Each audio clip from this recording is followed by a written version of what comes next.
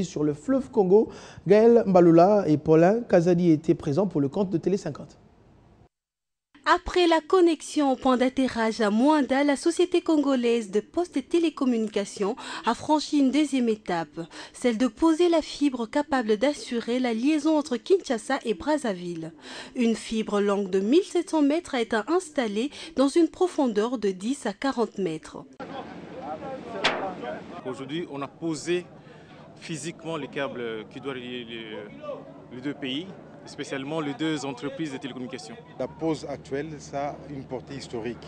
Donc désormais, nos deux capitales, comme ce sont les capitales le plus rapprochées du monde, maintenant en matière de télécommunications, elles le sont aussi en matière de télécommunications actuellement. Cette connexion serait-elle une réponse à l'échec de Mwanda? Quel rôle cette dernière jouera-t-elle dans la liaison? Chacun de nos pays fait partie du consortium WACS.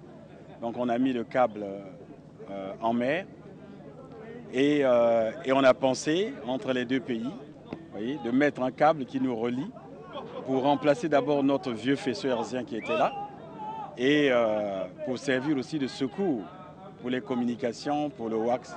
S'il y a un problème entre Mwanda et Kinshasa ou bien entre Pointe-Noire et Brazzaville, on peut utiliser ce câble.